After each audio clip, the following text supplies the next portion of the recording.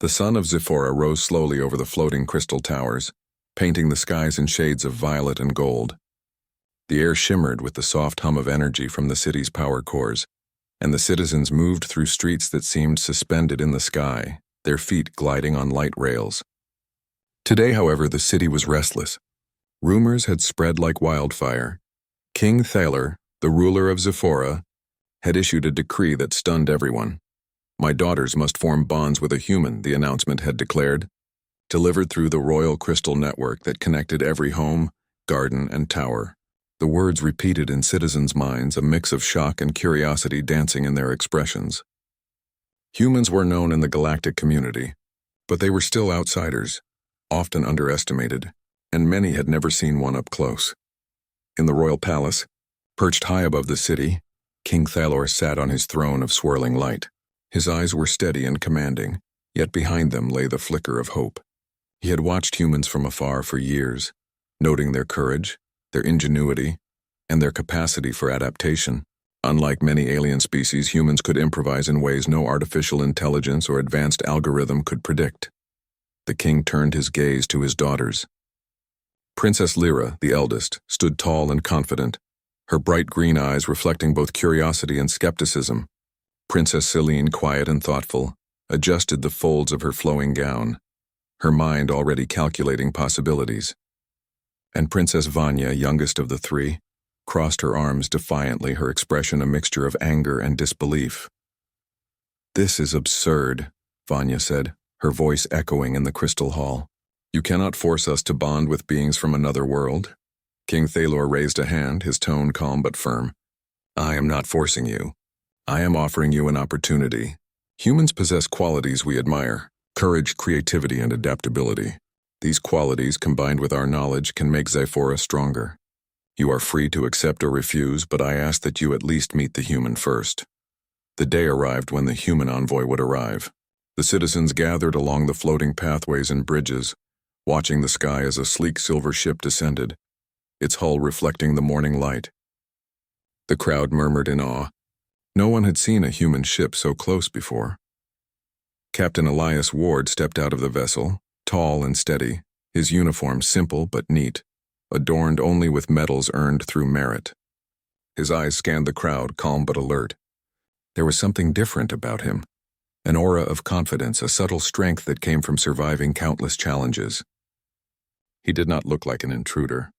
He looked like someone ready to face the impossible. The princesses were brought to the landing platform to greet him. Lyra approached first, her steps confident. "You are human," she said simply, as if stating a fact that needed no discussion. "I am," Elias replied, offering a respectful nod. "And I am here to understand your world and your people." Celine stepped forward next. Her eyes studied him carefully. "Do you know why you have been brought here?" she asked. Elias nodded. "Your king believes humans can offer qualities your civilization admires. Courage, quick thinking, resilience. I am here to demonstrate those qualities, if that is what you wish." Vanya remained silent, her gaze sharp. She did not trust him, and she did not trust her father's decision. To her, humans were unpredictable, reckless, and far too independent for the careful order of Zephora. The first challenge was a test of intellect and problem-solving. The princesses led Elias to the Hall of Reflection, a vast chamber filled with shifting holographic patterns. The patterns formed puzzles, some of which required both logic and creativity to solve. Many aliens struggled with these challenges because their minds were trained for precision, not improvisation. Elias studied the patterns carefully, then stepped forward. Instead of following the predictable paths, he combined elements of the patterns in ways no alien would have considered, creating solutions that solved multiple puzzles at once. Lyra watched, impressed, her eyes widening as the solutions emerged before her. Celine's mind raced, analyzing every step, secretly admiring his ingenuity. Vanya, however, remained unconvinced. "You are clever," she admitted, her voice tight. "But cleverness does not make one worthy. Strength and courage are equally important. The next test would prove that." The princesses led Elias to the edge of the sky, a platform that floated high above the city. Below, the city shimmered like a river of light. On the platform, a small drone obstacle course awaited, designed to test reflexes and bravery. Elias accepted the challenge without hesitation. He leaped, dodged, and maneuvered through the drones with a combination of human intuition and quick reflexes. When he finished, sweat glistened on his brow, and the princesses exchanged glances. Lyra clapped softly, impressed.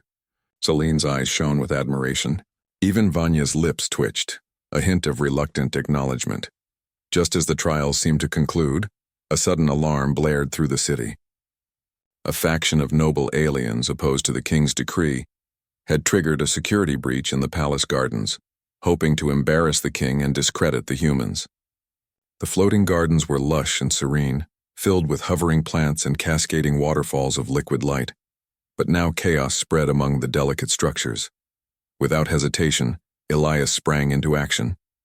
Using his knowledge of physics and quick improvisation, he guided the princesses to safety, navigating traps and unstable walkways. He coordinated with palace security, creating temporary barriers and rerouting the opposing factions' attempts to destabilize the area.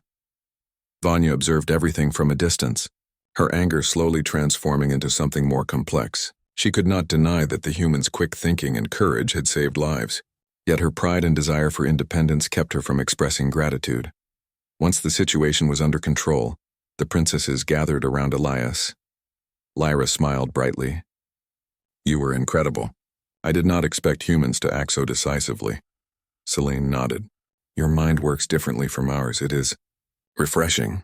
Vanya's gaze met his, sharp and questioning. "You act with courage," she said slowly. "But your ways are strange. I do not yet know if you belong among us." Elias met her eyes calmly. "I do not wish to force myself into your world, princess. I wish only to show that humans can be trusted, and that together, we can achieve more than either of our kinds could alone." The day ended with the princesses returning to the palace, each lost in thought. King Thalor watched them silently, a mixture of pride and worry in his expression. He knew the path ahead would not be easy. Some of his daughters would accept humans willingly, but others would resist. The future of Xiphora and the success of this unprecedented alliance depended on courage, understanding, and the ability to bridge worlds. As night fell, the city of Xiphora sparkled under twin moons. Elias stood on the balcony of his temporary quarters, looking out at the floating towers. He knew the challenges were just beginning. There would be political intrigue, tests of loyalty, and perhaps even threats from beyond Xiphora. Yet he also knew that humans had a gift unlike any other in the galaxy, the ability to adapt, to inspire and to rise to any challenge. And somewhere within the palace, Vanya's mind churned with questions she could not yet answer. Could a human truly belong among her people? Could she trust someone so different from herself?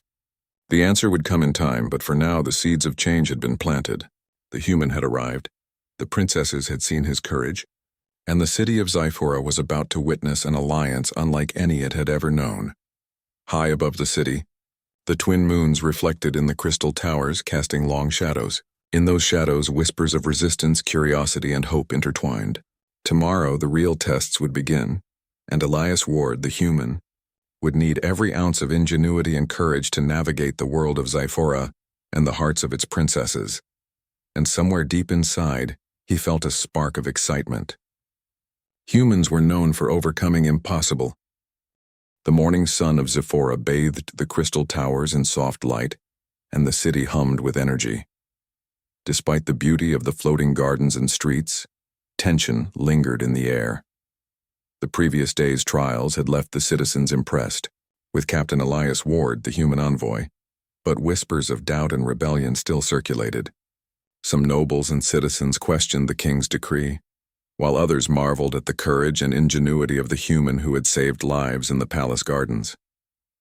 Inside the royal palace, the three princesses prepared for the day's challenges. Lyra, still bright-eyed and curious, practiced maneuvers with the city's holographic simulations, eager to see more of Elias's skills. Celine studied her notes on human behavior, fascinated by how different Elias's thinking was from that of even the most brilliant alien minds. Vanya, however, paced silently in her chamber, a storm of resistance and curiosity brewing inside her. She refused to admit it, but the human had intrigued her in a way few others ever could. King Thalor called a council in the main hall, a space filled with glowing crystals and hovering light panels that displayed the city and the surrounding skies. The hall was large enough to hold hundreds, but today only the princesses, Elias, and a few trusted advisors were present. The king's gaze swept over them, steady and commanding. "Today the trials continue," he announced. "The purpose is not to test strength alone, but heart, judgment, and the ability to work with others. These qualities will determine whether humans and our people can form bonds that last for generations." Elias nodded. "I am ready," he said simply, his calm presence drawing attention. Even Vanya could not look away. The first trial was a test of strategy. The princesses led Elias to a simulation arena, a massive space filled with holographic landscapes that could mimic any environment in the galaxy. The challenge was to protect a virtual city from an attacking force. Many alien strategists relied on rigid calculations, but Elias approached the problem differently. He observed the terrain, predicted the enemy's moves, and devised creative solutions that no one had considered. Lyra watched him move through the simulation, her admiration growing. "He adapts so quickly," she whispered to Celine. "It's like he can see possibilities we cannot." Celine nodded, impressed. Humans are unpredictable, but that is their strength. They can find solutions in situations where logic alone fails. Vanya, however, remained critical. Predictable or not, it is still just a simulation. Courage and action in the real world matter more. The real test came sooner than anyone expected. A communication alert sounded through the arena. A rival alien species, the Krillians, had launched a sudden attack on the outskirts of Zyphera.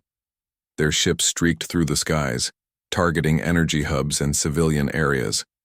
Panic spread through the city as sirens blared and citizens scrambled for safety. King Thalor's advisors moved to coordinate defenses, but Elias stepped forward. "I can help," he said. "My experience with tactics and rapid decision-making may save lives before reinforcements arrive." Vanya's eyes narrowed. She did not want to rely on a human, yet every instinct inside her told her to pay attention. Elias directed teams, using human improvisation and quick judgment to redirect traffic, shield key energy nodes, and organize defense squads. He moved among both humans and aliens, earning trust not through authority but through action. The princesses followed closely. Lyra helped communicate with the citizens, calming them and providing instructions, while Selena monitored energy flows and predicted areas most at risk. Vanya, though reluctant, observed Elias's decisions with growing respect. His methods were different, but they worked. By nightfall, the attack was repelled. Zyphora had suffered minor damages, but the city remained intact. The citizens celebrated not only the defense of their home, but also the remarkable contribution of the human who had risked his life for them. Even Vanya could no longer deny the truth. Elias's courage, intelligence, and adaptability were extraordinary. The next day, the trials turned inward, focusing on the personal bonds between the human and the princesses.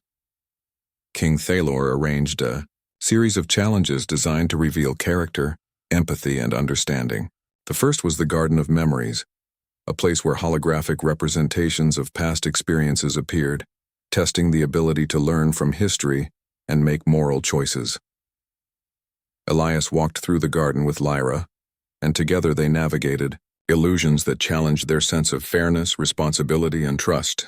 Lyra began to see the depth of Elias's understanding, not just of tactics but of ethics and empathy. Celine's trial followed. It was a maze of shifting structures, requiring intellect, patience, and creativity to solve. Elias guided Celine through it, listening to her insights while offering his own unique perspective. The maze became a space of mutual respect, where human intuition and alien logic complemented each other. Vanya's trial, however, was the most difficult. She refused guidance, insisting that she must act independently. The challenge involved a delicate balance of precision and courage, transporting a fragile energy crystal across a precarious walkway suspended above the city. One wrong move could shatter the crystal and endanger the city below. Elias watched silently, understanding that Vanya needed to learn in her own way. When a sudden gust threatened the walkway, Elias acted instinctively, catching the crystal and stabilizing Vanya without intruding on her trial. For the first time, Vanya allowed herself to feel gratitude. She did not speak, but her eyes met his, acknowledging both his skill and his respect for her independence. The final trial was a test of unity. A large-scale simulation required all three princesses and Elias to work together, coordinating their strengths to solve problems under pressure. Obstacles required courage, intelligence, and creativity, and for the first time, Vanya began to cooperate willingly. The human's approach encouraged collaboration without diminishing her individuality. By the end of the trials, the princesses had seen the full measure of Elias's abilities. Lyra admired his daring and bravery, Celine his wisdom and intellect, and Vanya, though reluctant to admit it openly, recognized his honor and adaptability. The king observed quietly, pride evident in his expression. The daughters who had doubted, the decree now began to understand the value of forming bonds with humans, not through obligation, but through mutual respect and recognition of strengths. A week later, the city held a ceremonial gathering to celebrate the success of the trials and the growing alliance between humans and Zephora. Citizens lined the floating pathways, cheering and waving as Elias and the princesses appeared before them. The twins' moons reflected off the crystal towers, casting soft light over the crowd. King Thalor stepped forward, his voice strong and proud. Today we have witnessed courage, ingenuity, and unity. Humans have proven themselves worthy of our trust, not through force, but through action and honor. Let this day mark the beginning of a new era for Zephora. The princesses each approached Elias in turn. Lyra's smile was bright and genuine. "I am glad we met," she said simply. "You have shown courage and kindness." Celine's tone was softer, thoughtful. "You think differently from us, but that is why we need you. You teach us new ways to face challenges." Finally, Vanya stepped forward. Her expression was guarded, but her voice carried respect. "I doubted you at first," she admitted. "But you have proven that courage, intelligence, and respect are not limited by species. I see now that humans can be trusted allies, and more, if they are willing." Elias bowed slightly, his eyes meeting each princess with sincerity. "I am honored. My goal has never been to dominate or change your world, but to build trust and understanding. Together, we can achieve far more than alone." The crowd erupted in applause. Citizens cheered not only for the human who had saved their city, but also for the promise of unity between worlds. The political factions that had opposed the king's decree lost credibility, their doubts silenced by actions rather than words. As the ceremony ended and night fell, Elias stood with the princesses on a balcony overlooking the city.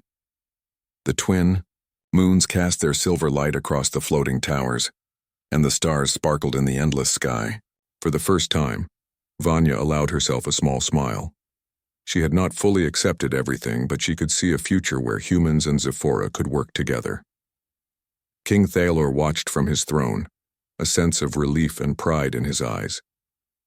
The trials had tested courage, intellect, and morality, and humans had proven themselves worthy of trust. More than that, the princesses had grown, learning that strength was not only in obedience or tradition, but in understanding, respect, and cooperation. Elias looked out over the city, feeling the weight of responsibility and the thrill of possibility. He had arrived as a visitor, but he had earned a place in the hearts of the people of Zephora. And though the road ahead would have challenges, political, intrigue, cultural differences, and the unknown dangers of the galaxy, he knew humans were built for overcoming the impossible. In that moment, the city of Zephora sparkled with hope. A human had come not to conquer or command, but to unite and inspire. And in doing so, he had proven the truth of the human spirit. Courage, intelligence, and compassion could bridge worlds, overcome doubt, and shape the future of civilizations. The twin moons reflected in the crystal towers, and the light of Zephora shone